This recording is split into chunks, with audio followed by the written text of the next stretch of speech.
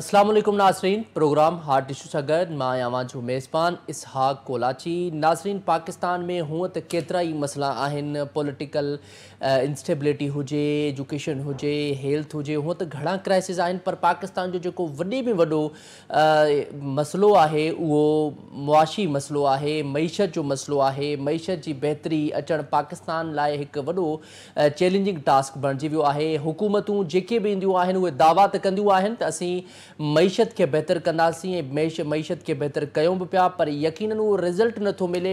World level ते पाकिस्तान जी मुआशी जेका सूरत हाल आहे उहा बदतर खां बदतर थींदी वञे पई ऐं मईशत जा जेके मसइला एतिरा आहिनि जंहिं ते तमामु घणी हिकिड़ी वॾी डिबेट करे सघिजे थी। ऐं मईशत में कुझु इशूज़ आहिनि जेके पाकिस्तान लाइ वॾा चैलेंजिंग आहिनि, जंहिंमें टैक्स हुजे, उनखां अलावा जेको आहे पाकिस्तान में इन मुल्क में जेको आहे रेवेन्यू जनरेट घटि थिए पियो ऐं करंट अकाउंट डेफिसिट जेको आहे उहो तमामु घणो आहे। उनखां अलावा इन्फ्लेशन ॾींहों ॾींहुं वधे पई, करंसी जेका आहे उनजो रेट जेको आहे किरे पियो ॾींहों ॾींहुं। ऐं कुझु हींअर रिपोर्ट बि अव्हां जे अॻियां रखूं त 24% तक़रीबन जेका आहे आलमोस्ट उहा महांगाई पहुती आहे ऐं अवाम जो जेको आहे जीअं जंजाल थी वियो आहे। अवाम चाहे थो त उन खे रिलीफ घुरिजे ऐं उहो आसानी सां ॿिनि वक़्त जी जेका मानी आहे उहा खाई सघे, पर मसइलो इहो आहे जो मईशत में ऐं जेको कर्ज़ प्रोग्राम आहे पाकिस्तान जो उहो एतिरो ॾींहों ॾींहुं वधंदो पियो वञे, जंहिंमें महांगाई जी उमेद ऐं आसिरो करणु तमामु घणो ॾुखियो आहे। बल्कि हिकिड़ो महांगाई लाइ पहिरियां सां असांखे मेंटली रेडी थियणु खपे त महांगाई ईंदी, छो जो हाणे हिकु नओं IMF जो जेको आहे नओं हिकिड़ो किस्त बि पाकिस्तान जेको आहे हुकूमत कोशिशि करे पई त नई IMF जी हिकु किस्त मिलिजे। सो उन ई हवाले सां असां सां गॾु मौजूदु आहिनि जेके मुआशी माहिर आहिनि ऐं उनखां अलावा तमामु घणी वर्थ रखनि पिया, जंहिंजो नालो आहे जेके असां सां गॾु मौजूदु आहिनि मुश्ताक मिरानी साहब। मुश्ताक मिरानी साहब, वॾी महिरबानी अव्हां जी, अव्हां असांखे जॉइन कयो। सर, पाकिस्तान जी मईशत हिकु सवालिया निशान आहे ऐं जेके बि हुकूमतूं ईंदियूं आहिनि दावाऊं त कंदियूं आहिनि त मईशत खे असां बहितर कंदासीं, पर उनजो बहितरी तरफ़ वञणु तमामु ॾुखियो आहे। ऐं जेका पाकिस्तान में महांगाई आहे ॾींहों ॾींहुं वधे पई, ग़रीब अवाम परेशान थी वियो आहे। पाकिस्तान जी हुकूमत खे कहिड़ा चैलेंजिस आहिनि मईशत जे हवाले सां? पहिरीं ॻाल्हि आहे त जेका इकोनॉमी आहे उहो ग्रीक वर्ड आहे ऐं उनजो मक़सदु इहो आहे त घर जी बजेट जंहिंमें आमदनी ऐं ख़र्च आहे। हाणे इहो सम्झो त जॾहिं घर जी इकोनॉमी आहे त घर जे हवाले सां वरी जॾहिं सूबो मुल्क त उहो गाइडलाइंस साॻियूं आहिनि त इनकम वधाइजे ऐं ख़र्च घटाइजे ऐं जेको प्रॉफिट थिए या जेका बचत थिए उहा वरी फ्यूचर जे लाइ तव्हां इन्वेस्ट कयो ऐं अहिड़े तरीक़े सां तव्हांजो घर जेको आहे सकून सां हलंदो, तव्हांजो मुल्क सकून सां हलंदो ऐं तव्हांजो सूबो जेको आहे सूबा आहिनि उहे सकून सां हलंदा। हाणे हिते घणे वक़्त खां अॻु में रुॻो हिकिड़ी हुकूमत न आहे, पर घणे वक़्त खां थियो इहो आहे त जेको इनकम घटिजी वई आहे, ख़र्च वधी वियो आहे, पोइ उन जेको डिफरेंस आहे उहो कर्ज़ वरितो वियो आहे। हाणे उन कर्ज़ खे वापसि करण लाइ वरी हिकिड़ो नओं कर्ज़ आहे। इनखे जीअं असां सिंधीअ में था चऊं त विशल सर्किल में पाकिस्तान अची वियो आहे। अनफॉर्चुनेटली जेके सरकारी अंग अखर आहिनि, मिसाल चवनि था त भई हाणे असां 11% महांग आहे पिया, पर जेकॾहिं तव्हां पंहिंजे प्रोग्राम में हाणे ॿुधायो त 24% खां वधीक आहे। उनखां पोइ जेका अनएम्प्लॉयमेंट आहे, जेका बेरोज़गारी आहे, मिनिमम मुंहिंजे ख़्याल खां 40% आहे। छाकाणि त उनखे जेकॾहिं अंडर यूटिलाइज़ेशन चई सघूं था। मिसाल हिकिड़ो जेकॾहिं MA पास आहे उनखे प्राइमरी टीचर रखियो थो वञे, या MA आहे उहो उनखे सेल्स बॉय करे थो सघे, त माना इहो उनजो टैलेंट जो अंडर यूटिलाइज़ेशन उनखे सही के असां कयूं। ऐं जेके औरतूं आहिनि ॿारहाड़ी जूं उन्हनि खे एम्प्लॉयमेंट नथो करे। नतीजो इहो आहे त जंहिं मुल्क में 40% बेरोज़गार हुजनि ऐं उनखां पोइ जेका वरी जेका पॉपुलेशन ग्रोथ आहे उहा 2.5% हुजे, 2.5 त हाणे जेकॾहिं थोरी घणी जेकॾहिं का बेनिफिट पवे थो त उहो जेका पॉपुलेशन वधे थी उहो उनखे न्यूट्रलाइज़ थी करे रादर नुक़सान में थी वञे। इहो मेजर आहिनि। हाणे जेको त थोरो अॻिते वधूं त त मिसाल ही जेका PDM 2 जेका गवर्नमेंट आई आहे ऐं उन नओं पंहिंजो मिनिस्टर आंदो आहे फाइनेंस मिनिस्टर, उहो सिर्फ़ु इहो आहे त असांखे IMF जो कर्ज़ु मिले ऐं IMF इहो चयो आहे त असां तॾहिं ॾींदासीं जॾहिं तव्हां चाइना खां, सऊदी अरब, मिडल ईस्ट ऐं ॿियनि खां जेको आहे सो तव्हां कर्ज़ु रीशेड्यूल कयो या नओं वठो त पोइ ई असां था, जॾहिं उन्हनि गारंटी ॾिनी आहे तॾहिं ई IMF जो चवनि था त जेका नेक्स्ट मीटिंग थींदी उन में उन्हनि खे एप्रूव कंदा $7 बिलियन जे, ऐं पोइ ज़ाहिर आहे उहो किस्तनि सां थींदो। ऐं ग्राउंड रियलिटी ते तव्हां कराची जहिड़े शहर में रहो था, ग्राउंड रियलिटी ते ॾिसो था त का बि एॾी एकल सिर्फ़ु माण्हू हलनि था रस्तनि ते, चांहियूं था पीअनि, फैक्ट्रीज़ बंदि लॻियूं पियूं आहिनि, बिजली जो बहिरान आहे, गैस जो बहिरान लॻो पियो, हाणे अची गैस जो बहिरान अची वेंदो ऐं माण्हू ॿिनि वेलनि जे खाइण खां खाइण लाइ मजबूर आहिनि।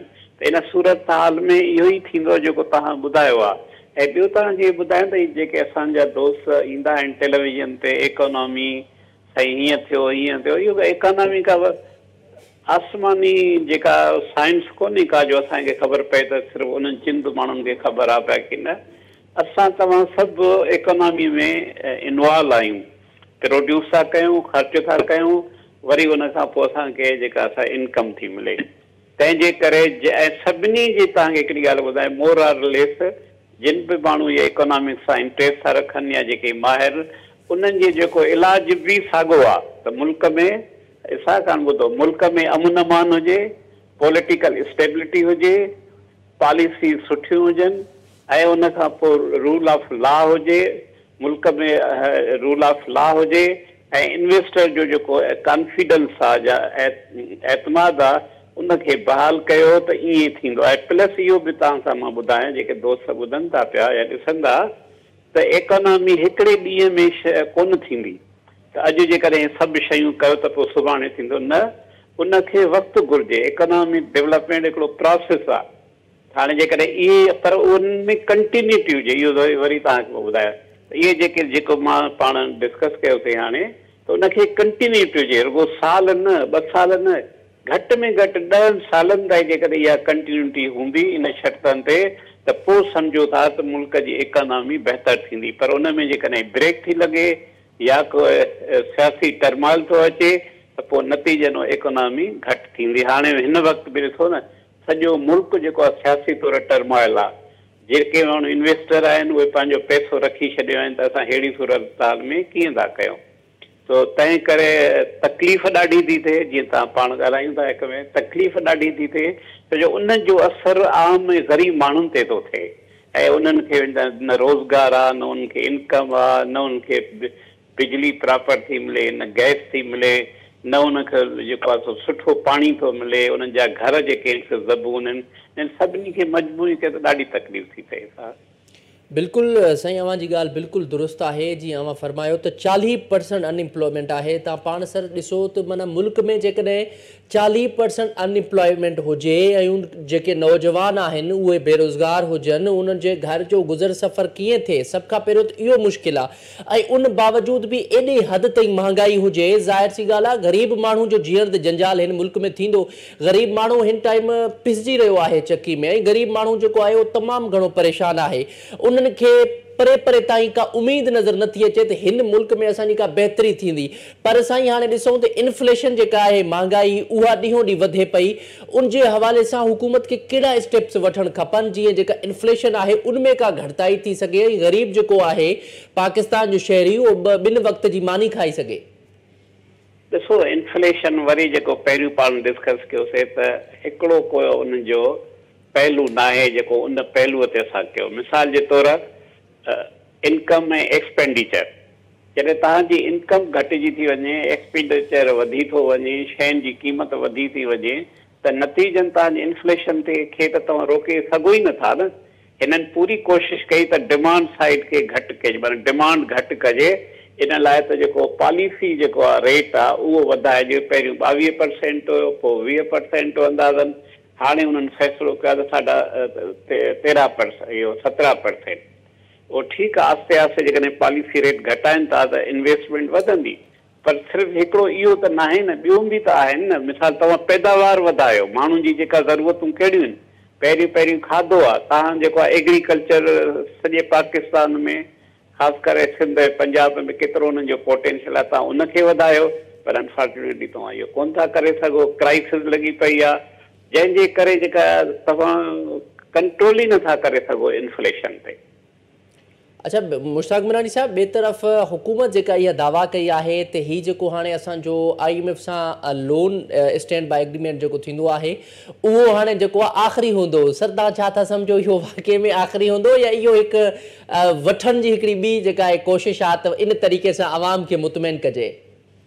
इहे जेके जंहिं बि इहा स्टेटमेंट ॾिनी आहे उन्हनि बदकिस्मत हवाई स्टेटमेंट ॾिनी आहे। उन्हनि खे का ख़बर न आहे फ्यूचर में बि मुल्क जूं जेको सियासी हालतूं ख़राब थी वञनि, इक़्तिसादी हालतूं ख़राब थी वञनि, या पेट्रोल महांगो थी वञे, एनर्जी जी क़ीमत वधी वञे, त पोइ यकीननि तव्हांखे ओतिरी अच्छा वॾी ॻाल्हि आहे जेको ग्रोथ आहे GDP ग्रोथ, उहे जेकॾहिं हाली तव्हांखे 2% 8% हुजे त ख़ुदि ब ख़ुदि तव्हां जेको आहे सो तव्हां वरी नई कर्ज़ जे लाइ अप्लाई कंदो, करे नथा सघो न। पर हाणे तव्हांखे ख़बर आहे त पाकिस्तान में जेके सियासतदान आहिनि उन ॾुख सां चवणो थो पए त उहे गैर ज़िम्मेवार न बयान था ॾियनि, जंहिंजे करे बि शयूं ख़राब थियूं थियनि। बिल्कुलु सही, इहा ॻाल्हि बिल्कुलु अवां जी दुरुस्त आहे। पर ॻाल्हि इहा आहे त अवाम जे लाइ हिकु वॾो चैलेंजिंग टास्क आहे। अवाम जेको आहे हिन माहौल में, हिन हेॾी महांगाई में अवाम जेको आहे 2 वक़्त जी मानी खाए सर्वाइव करे सघे। ऐं ॿिए तरफ़ इहो बि गॾोगॾु ॿुधायूं त सही, जीअं तव्हां ॻाल्हि कई त 40% अनएम्प्लॉयमेंट आहे, पर उन सां गॾोगॾु सर ॾुख जहिड़ी इहा बि ॻाल्हि आहे त पाकिस्तान जो जेको मज़दूर आहे तबिको, मज़दूर तबिके लाइ सर सैलरी जेका आहे उहा हुकूमत जे तरफ़ां जेका रखी वई आहे उहा घटि में घटि 37,000 आहे। हिन दौर में, हिन हेॾी महांगाई में 37,000 में गुज़ारो करणु हिकु तमामु घणो ॾुखियो आहे। पर ग़रीब आवाम जेको आहे मजबूर आहे, करे बि कुझु नथो सघे। पेट्रोल महांगो, खाधे पीते जूं शयूं महांगू, भाॼियूं सब्जियूं जेकी बि आहिनि इहे हर शइ डेली बेसिस ते महांगी थिए पई। ऐं इन जो को स्ट्रेटजी न आहे त हुकूमत को स्ट्रेटजी फॉलो करे ऐं उन स्ट्रेटजी ते हले, तॾहिं वञी का इन्फ्लेशन घटि थींदी, पाकिस्तान जी जेका मईशत थींदी उहा बहितर थींदी। ॾिसो, जॾहिं असां ॻाल्हि कयूं था त मईशत बहितर करण लाइ, पर हिते असांजो ओवरऑल जेको कल्चर आहे न, ख़ासि हिकिड़ो कल्चर आहे, ख़ासि पहलू जंहिं तमामु घणो नुक़सानु थो ॾिए। मिसाल तौरु औरतुनि खे आज़ादीअ सां कमु करण जी इजाज़त नथो ॾिए। तव्हां बि सिंध सां तालुक़ु था रखो, ॻोठनि में, नंढनि शहरनि में, इवन वॾनि शहरनि में असां औरतुनि खे नथा चाहियूं त उहो वञी पंहिंजे पेरनि ते बीहनि ऐं पंहिंजो सुठो जॉब कनि ऐं फैक्ट्रीज़ में। हिकिड़ो त फैक्ट्रीज़ कोन्हनि, ॿियो लॉ एंड ऑर्डर जेको आहे सफ़ा ख़राबु आहे सॼे पाकिस्तान में। ऐं उनखां पोइ औरतुनि सां रिलेटेड जेके आहिनि जॉब्स, उन्हनि लाइ फैक्ट्रीज़ उहे कोन्हनि के। नतीजो इहो आहे त तव्हांजी अधु आबादी जॾहिं तव्हां सां गॾु कमु नथी करे त उन्हनि जो सॼो बर्डन वरी हिकिड़े मेल थिए थो अचे। तंहिंजे करे जिते गवर्नमेंट जूं सही पॉलिसीज़ न आहिनि, उते असांजो कल्चर बि जेको आहे न उहो बि ॾाढो माना डिस्करेज थो करे या नुक़सानु थो ॾिए। तव्हां ॾिठो वेंदो जेकॾहिं तव्हां फार ईस्ट में वियो, थाईलैंड में वञो, कंबोडिया में वञो, वियतनाम में वञो, मलेशिया में वञो, त उते ॾिसो त औरतूं ऐं मर्द ॿई गॾु था कमु कनि। पर उन सां गॾोगॾु पॉपुलेशन ते बि कंट्रोल आहे। हिते तव्हांजो 2.5% आहे, उते वेयर एज़ 1 खां थोरो घटि हूंदो।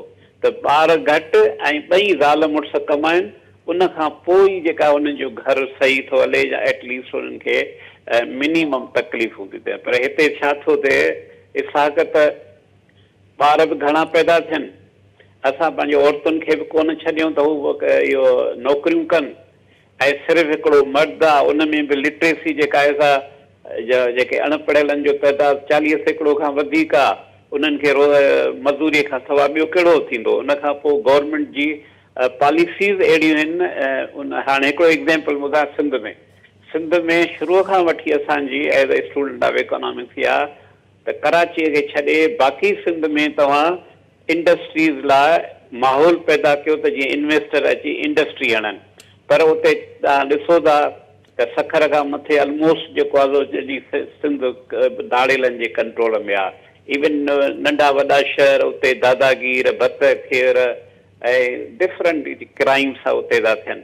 जॾहिं तव्हां पंहिंजे मुल्क में एॾो क्राइम खे ते कंट्रोल नथा करे सघो त उते इन्वेस्टमेंट कोन थींदी। केरु ईंदो जेको इन्वेस्टमेंट करे ऐं फैक्ट्री हलाए हणे ॿियो सभु कुझु। त इहे सॼा जेके मजमूई जेके आहिनि फैक्टर उनखे मिलाईंदो त उहा ई तव्हांखे ॾिसंदी त गुरबत वधी वई आहे, बेरोज़गारी वधी वई आहे, इनकम कोन्हे का, सहूलियतूं कोन्हनि के, ज़िंदगीअ जो आम सहूलियतूं उहे कोन्हनि के। Very tragic. अच्छा मुश्ताक मीनानी साहब, जीअं अवां ॻाल्हि कई पॉपुलेशन जेका आहे 2.5% पाकिस्तान में आहे ऐं पॉपुलेशन ज़ाहिर आहे हिकिड़ो ॾींहों ॾींहुं वधे पई ऐं ॿाहिरि मुल्कनि में जीअं अवां हिकु एग्ज़ाम्पल बि ॾिनो त फॉरेन कंट्रीज़ में त ईअं आहे कि सिर्फ़ु जेके हस्बैंड ऐं वाइफ हूंदा आहिनि उहे पाण में कोऑर्डिनेशन करे जेको आहे जॉब कंदा आहिनि। हिते त उहो माहौल बि न आहे।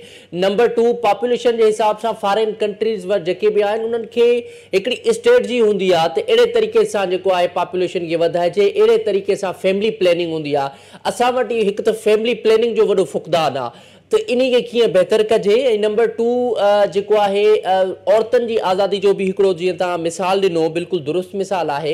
इहो असां वटि थोरो ॾुखियो आहे छाकाणि त असां रिलीजियस बेसिस इहो हिकिड़ो मामिलो आहे। पर उन खां अलावा असां रिलीजियस खे हटी अगरि जनरल ॻाल्हि कयूं त फैमिली प्लैनिंग जे हवाले सां असां वटि का स्ट्रेटजी न हूंदी आहे। जेको माण्हू बेरोज़गार आहे उहो माण्हू बि फैमिली प्लैनिंग नथो ॾिसे ऐं बेरोज़गार हुजण जे बावजूद बि पॉपुलेशन ते जेको आहे उनजो तवजह न हूंदी आहे। इहा कहिड़े तरीक़े सां अवेयरनेस उन्हनि माण्हुनि में अचे त हू फैमिली प्लैनिंग रखनि। इन जे करे त गवर्नमेंट जूं पॉलिसीज़ आहिनि। हाणे तव्हांखे ॿुधाए सिंपल एग्ज़ाम्पल आहे, मलेशिया मुस्लमान मुल्क आहे, इंडोनेशिया मुस्लमान मुल्क आहे। हाणे त इंडोनेशिया जी जेका एतिरी तरक़ी कई आहे, एतिरी तरक़ी कई आहे ऐं उते जेको उन्हनि जी सोसाइटी जेको औरतूं आहिनि जॉब थियूं कनि, फैक्ट्रीज़ में जॉब थियूं कनि, ॿिए हंधि वञनि थियूं, सभु कुझु कनि थियूं। उते इहो मज़हब ई न आहे पर बुनियादी तौरु हिकिड़े अहिड़े कल्चर खे असां सपोर्ट था कयूं जेको नाकारी आहे, जेको समाज दुश्मन कल्चर आहे। बाक़ी उन सां मज़हब जो को तालुक़ु कोन्हे को। बिल्कुलु। अच्छा मुश्ताक मीनानी साहब, आख़िर में इहो ॿुधाइजो त हाणे हुकूमत जेका आहे नओं मुआहिदो करणु वञे पई IMF सां ऐं उन्हनि इहा दावा कई, जीअं मां तव्हांखे पहिरियां बि अर्ज़ु कयो त उन्हनि इहा दावा कई आहे हीउ जेको प्रोग्राम आहे IMF जो उहो आख़िरी हूंदो। सर जनरली क्वेश्चन इहो ॿुधाइजो त IMF आहे या जेके फॉरेन कंट्रीज़ आहिनि, पाकिस्तान हमेशह उन्हनि फॉरेन कंट्रीज़ जो मोहताज रहे थो, या उहो लोन जी सूरत में हुजे या उहो मदद जी सूरत में हुजे। पाकिस्तान जी स्टेबिलिटी कीअं बहितर थींदी जो फॉरेन कंट्रीज़ मां जेको लोन वठनि था, जेको व्याज वठनि था, व्याज जी तौर ते किस्तूं वठनि था, उन्हनि मां छुटकारो मिलंदो।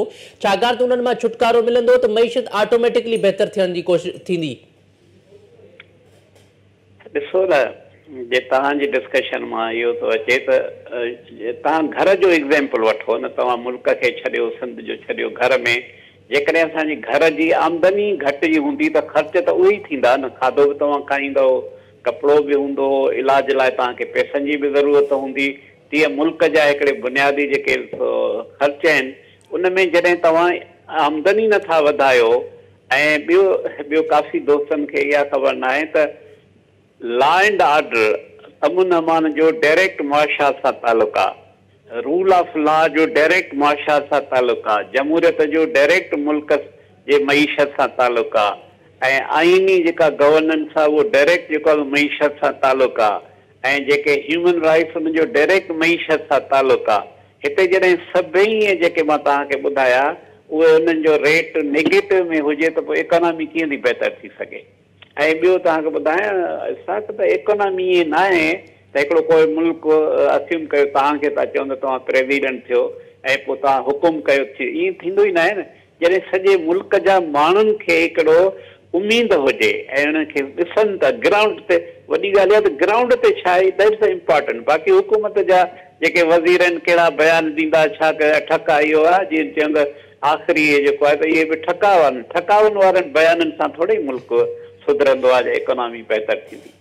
ठीकु आहे, वॾी महिरबानी मुश्ताक मीनानी साहब, असां असांखे टाइम ॾिनो। नाज़रीन, असांजे पैनलिस्ट जी ॻाल्हि ॿुधी, उन्हनि मईशत जे हवाले सां हिकु कुझु जेके आहिनि इशूज़ बि ॿुधाया, उन सां गॾोगॾु जेके आहिनि कुझु उन्हनि रिकमेंडेशन्स बि ॿुधायूं त कहिड़े कहिड़े तरीक़े सां जेके पाकिस्तान जा मुआशी मसइला आहिनि उहे बहितर थी सघनि था ऐं अवाम खे बि इन हवाले सां अवेयरनेस करिणो पवंदो, छाकाणि त अवाम खे जेतोणीकि ख़बर नाहे त मईशत छा आहे, मईशत खे कहिड़े तरीक़े सां बहितरी कजे, त ज़ाहिर सी ॻाल्हि आहे इहो हिकिड़ो हुकूमत लाइ बि वॾो चैलेंजिंग टास्क आहे ऐं हुकूमत सां गॾोगॾु अवाम जेको आहे हिन टाइम तमामु घणो परेशान आहे। इन मामले ते डिस्कस कयूं था।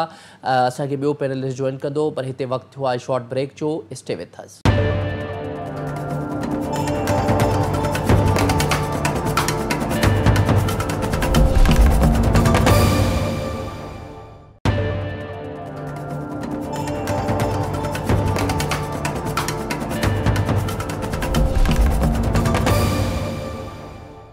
वेलकम बैक नाज़रीन। प्रोग्राम में अव्हांखे हिकु दफ़ो ॿीहर भली कार चऊं था। नाज़रीन, जीअं त पाण पाकिस्तान जी जेका मुआशी सूरत हाल आहे उन ते पाण ॻाल्हि ॿोल करे रहिया हुआसीं, जंहिंमें असांखे पैनलिस्ट जॉइन बि कयो हुयो, उन बि पंहिंजो तजियो ॾिनो ऐं हींअर असांखे ॿिए पैनलिस्ट बि जॉइन कयो आहे जंहिंजो नालो आहे अयूब मेहर साहब, जेके तमामु घणा इकोनॉमी जे हवाले सां वर्थ रखनि था। उन्हनि खे इकोनॉमी जे हवाले सां जेके मुआशी माहिर आहिनि। बहुत शुक्रिया अयूब मेहर साहब, आपने हमें टाइम दिया। सर, कैसे देखते हैं पाकिस्तान की जो हुकूमतें हैं वो दावा तो करती हैं कि हम मुआशी जो मसाइल हैं उनको हल करेंगे और मुआशी पॉलिसी जो है उसको बेहतर बनाएंगे, लेकिन अनफॉर्चुनेटली ये पाकिस्तान में नहीं हो रहा। पाकिस्तान के जो मुआशी मसाइल हैं वो दिन ब दिन बढ़ते जा रहे हैं। ये तो हर हुकूमत जो होती है वो कुछ ना कुछ फिगर्स बताती है, चाहे ये हुकूमत हो या इससे पहले वाली हुकूमत हो या उससे पहले वाली हुकूमत हो। एक माइक्रो इकोनॉमिक इंडिकेटर में से कुछ टेम्परेरी अगर मामूली सी डेवलपमेंट आए तो पब्लिकली हम वो बता देते हैं। कभी हम कहते हैं स्टॉक मार्केट इंडेक्स ऊपर चली गई है, कभी मामूली सा अगर रुपए की वैल्यू में चंद पैसों का फर्क आ जाए तो हम उसको डंडोरा पीटने लगते हैं। कभी हम कहते हैं जीडीपी ग्रोथ रेट बढ़ गया है, इन्फ्लेशन थोड़ा सा कम हो गया है, या अभी जिस तरह आजकल कहा जा रहा है कि 2% रिड्यूस हो गया है इंटरेस्ट रेट। ये जो फ्लक्चुएशन है, अप एंड डाउन है मैक्रो इकोनॉमी में, ये मामूल की बात है। दुनिया की हर इकोनॉमी में अप एंड डाउन इस तरह के होते रहते हैं। कुछ इंडिकेटर अप हो रहे होते हैं, कुछ डाउन हो रहे होते हैं, लेकिन ये कोई सस्टेनेबल अगर डेवलपमेंट हो उसकी हम बात कर सकते हैं कि ये चीज़ जो है सस्टेनेबल एक डेवलपमेंट हुई है, ग्रोथ अब वाकई बढ़ रही है और आइंदा भी बढ़ती रहेगी। दूसरा, इन मैक्रो इकोनॉमिक इंडिकेटर उस वक्त ये बहुत कारआमद होते हैं, उस वक्त हम कह सकते हैं इनका इफेक्ट आएगा अगर वो सोशियो इकोनॉमिक इंडिकेटर में कन्वर्ट हो रहे हो, यानी सोशल इकोनॉमिक इकोनॉमी जो है उसमें इम्प्रूवमेंट आ रही हो। सोशल इकोनॉमी से मेरी मुराद है जब लोगों में बेरोजगारी कम हो रही हो, लोग इन्फ्लेशन कम हो रहा हो, चीज़ें जो रोज़मर्रा ज़रूरत की चीज़ें हैं वो लोगों की एक्सेस में हो, लोगों की इतनी आमदनी हो कि लोग उसको खरीद सकें, लोगों की इतनी इस्तेताद हो कि वो अपना जो रोज़मर्रा के अखराजात है वो पूरे कर सकें, और उनको यकीन हो कि वो जिस कारोबार या जिस जॉब से मुंसलिक हैं उसमें रहते हुए जो मुस्तकबिल की उनके अखराजात हैं, घर बनाने हैं, बच्चों की तालीम है, शादी ब्याह है, अगर वो इसके लिए प्रॉपर सेविंग थोड़ी थोड़ी अगर कर रहे हैं, ये नज़र आ रहा है उनकी सेविंग्स भी हो रही हैं और अखराजात भी पूरे हो रहे हैं। ये नहीं कि वो, मैं ये नहीं कह रहा कि एकदम से कोई अमीर हो जाता है, लेकिन अगर ये उम्मीद हो कि सेविंग्स हो रही हैं और अखराजात पूरे हो रहे हैं तो आप कह सकते हैं कि इकोनॉमिक इंडिकेटर सही रिफ्लेक्ट कर रहे हैं, इकोनॉमी इंडिकेटर में इम्प्रूवमेंट आ रही है।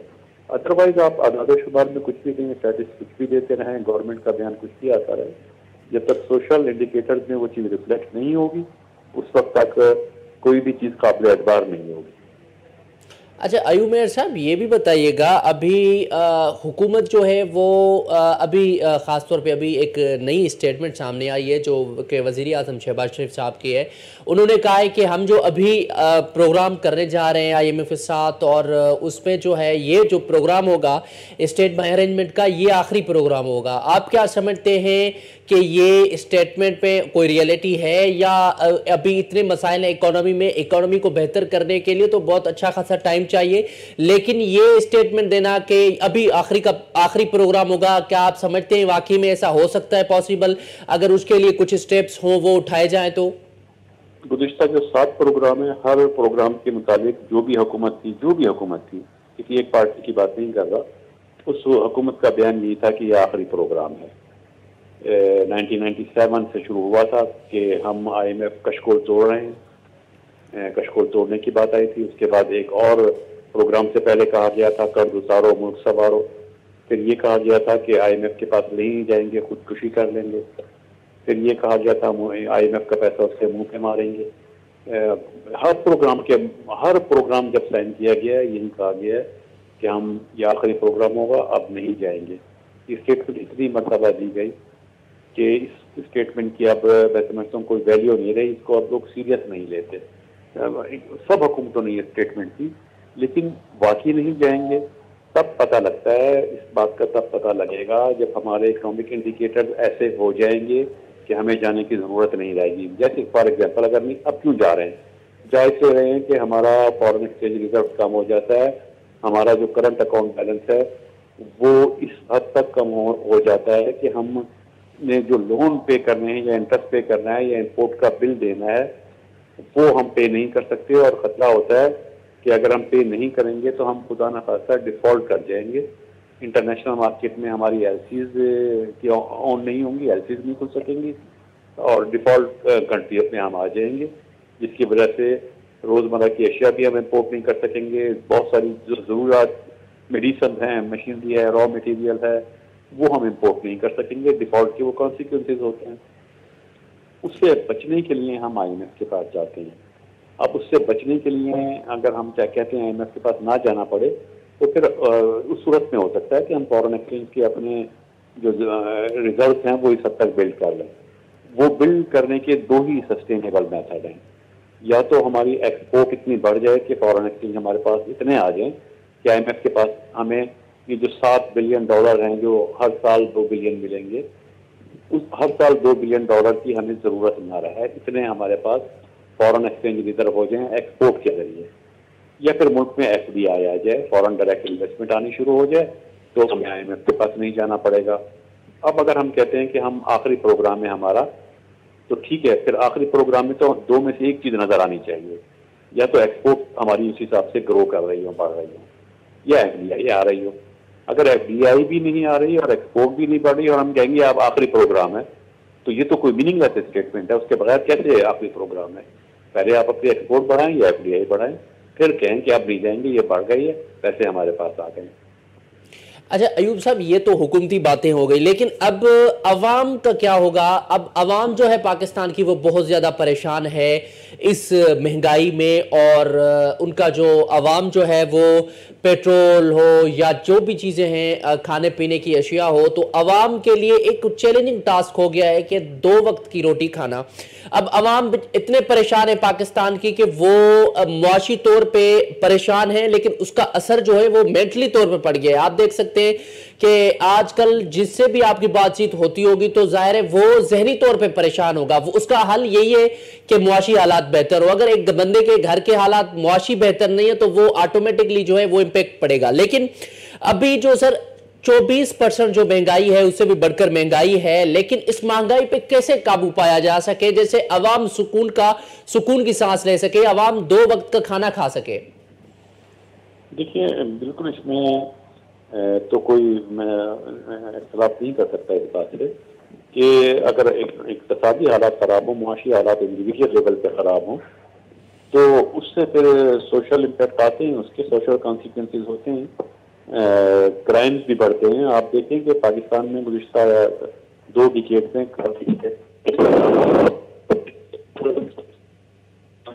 डिवोर्स रेट, फैमिली के झगड़े, सुसाइड्स, ये सब चीज़ें देखें, इनका डेटा आप देखें जो बढ़ी है, सकता है कि ये सब चीज़ें जिस तेजी से बढ़ी हैं ये इंडिकेटर है इकोनॉमिक प्रॉब्लम यहाँ रिफ्लेक्ट कर रही हैं।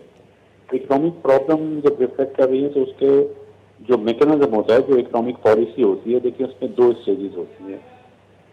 एक तो अभी हमने जो डिस्कस किया है कि हम चाहते हैं IMF के पास ना जाएं, कोई कंडीशनलिटी ना हो, लॉन्ग टर्म में सस्टेनेबल डेवलपमेंट हो जाए कि तरक्की होती रहे, ये नहीं कि एक महीने सही गुजर गया अगला महीना पे खराब आ गया। तो उसके लिए तो हमें एक्सपोर्ट कम्पिटिटिवनेस हो, एक्सपोर्ट बढ़े, FDI आए, तब इकॉनमी ग्रो करेगी, जॉब क्रिएट होंगी, कमोडिटी की प्रोडक्शन बढ़ेगी, हर आदमी जो है वो कमा रहा होगा, इंगेज होगा, तो वो चीज़ें सही हो जाएंगी। लॉन्ग टर्म तो ये पॉलिसी है, ये तो पॉलिसी मेकर्स का काम है।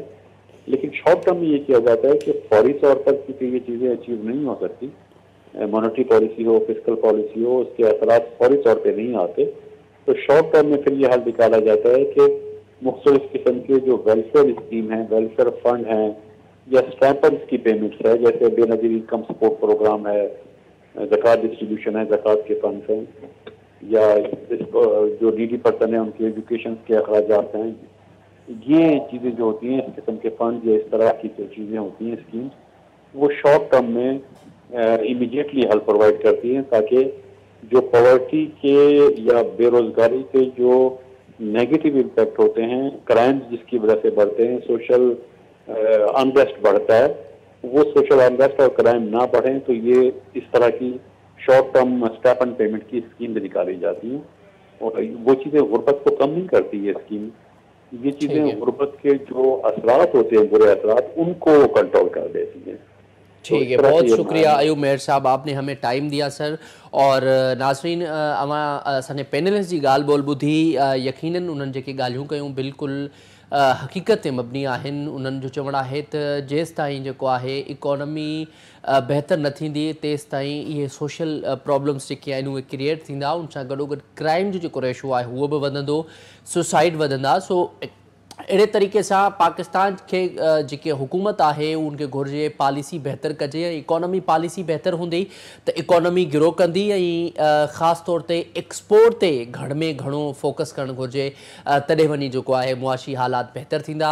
इन्ही सां गॾु नाज़रीन जेको आहे पंहिंजो प्रोग्राम पुॼाणींदो थो पहुचे, मूंखे ॾींदा इजाज़त, अल्लाह निगहबान।